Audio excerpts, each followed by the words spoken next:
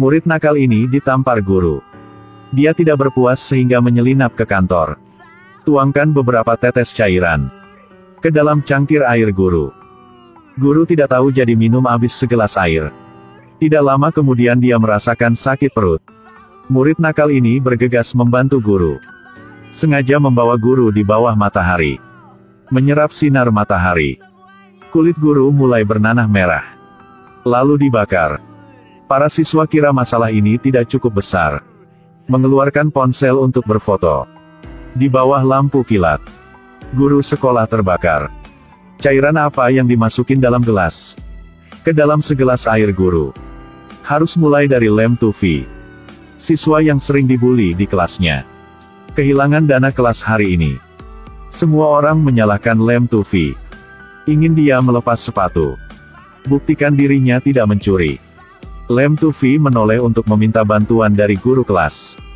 Tapi tak disangka, guru juga setuju menyuruhnya melepas sepatunya. Lem tufi tampak terhina dan melepas sepatunya. Bos sekolah Doan En Han Hao masih belum puas. Mengatakan bahwa lem tufi menyembunyikan dana kelas di pantatnya. Minta dia melepas celananya untuk memeriksa. Guru masih acuh tak acuh. Tidak berkata apapun.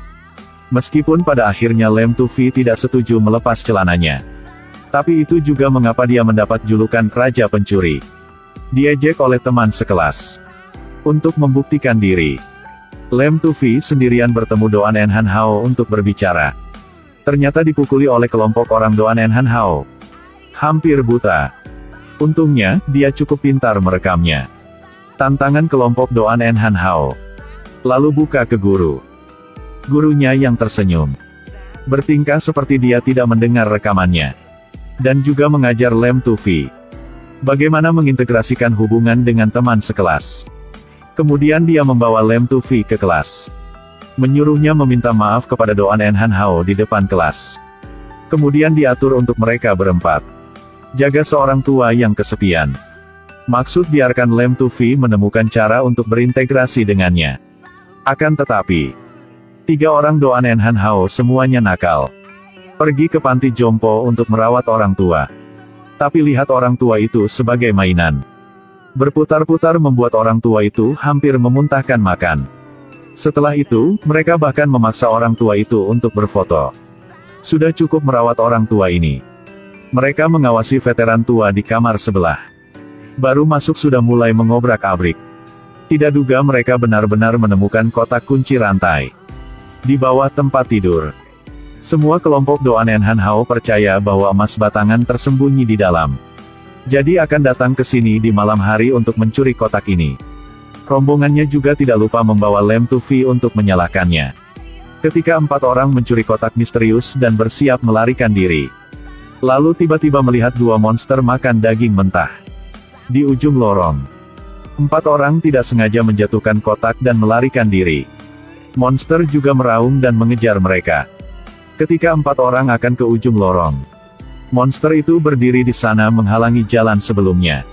Ditabrak mobil yang lewat. Sopir takut membayar kompensasi, jadi dia melarikan diri. Jadi 4 orang Doan En Han Hao tercengang. Perlahan mengelilingi. Pada saat ini monster itu tiba-tiba melompat. Menerkam Lu Kuopong. Pada saat genting, Doan En Han Hao lebih tenang dari orang lain. Angkat sekopnya dan hancurkan monster itu. Monster itu jatuh ke tanah. Doan En Han Hao buru-buru melihat sekeliling. Melihat kamera di sekitar sini. Jika telah melakukannya, maka lakukan sampai selesai. Dia membawa monster ke markas rahasianya. Sebagai cara membuang tubuh. Monster ini sembuh dengan sangat cepat. Baru saja terluka parah. Sekarang berdiri lagi. Dalam postur yang menentang gravitasi. Doan En Han Hao dan yang lainnya gemetar ketakutan. 4 orang kembali ke pojok. Tidak berani bergerak. Tiba-tiba cahaya menyinari monster. Monster itu berteriak. Cepat memanjat pilar di sebelahnya. Kelompok orang Doan En Han Hao dengan cepat mengambil cermin.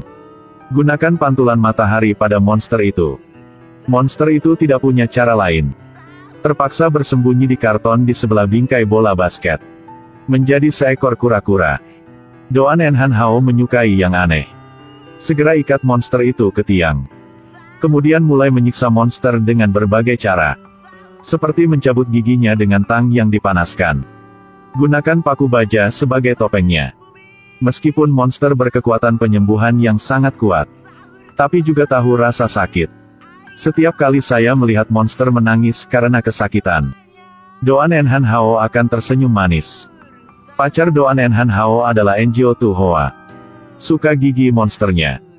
Juga memohon Doan Enhan Hao meludah 88 gigi. Buat kalung untuk dirinya sendiri. Lem Tu Fi sangat bersimpati pada monster itu. Sepulang sekolah, dia mencari dokumen. Akhirnya menemukan latar belakang monster itu.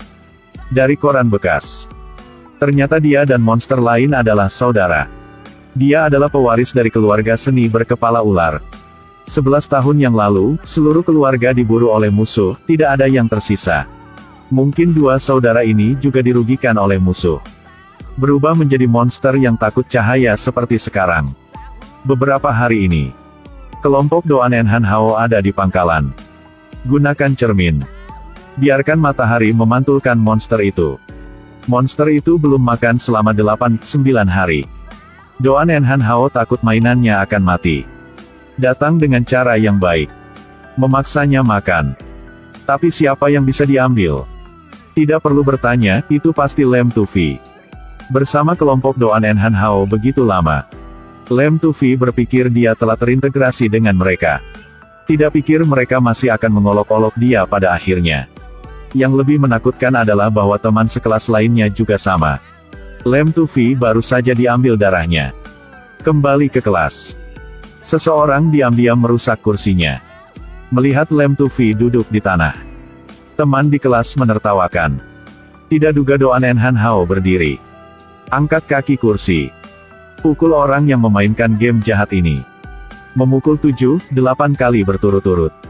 Guru baru menyuruhnya berhenti. Keesokan harinya, orang tua siswa dipukuli. Dengan marah pergi ke sekolah. Cari Doan Enhan Hao untuk menyelesaikannya. Tapi Doan Enhan Hao tidak akan peduli. Tertawa hihi menggoda guru dan orang tua. Guru tidak bisa tahan. Menamparkan wajah Doan Enhan Hao dengan keras. Doan Enhan Hao akhirnya berhenti tersenyum. Tapi guru masih merasa itu belum cukup. Dia menoleh untuk mengejek Doan Enhan Hao. Ada seorang ayah yang dipenjara. Katakan Doan Enhan Hao sangat manja. Ini semua karena ayahnya.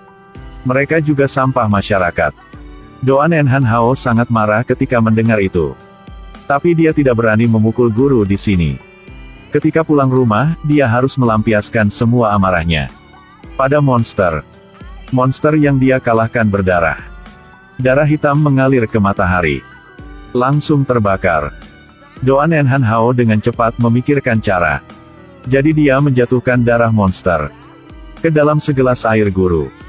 Jadi guru di kelas berubah menjadi obor yang menyala. Karena ini ada di berita. Kakak monster sedang mencari keberadaan adiknya. Segera temukan. Kakaknya dengan cepat memperhatikan bas sekolah. Tunggu sampai sekolah selesai. Teman sekelas duduk di bas berbicara dan tertawa. Mobil tiba-tiba direm. Dimarahi sopirnya. Mengatakan bahwa saudari itu menginginkan.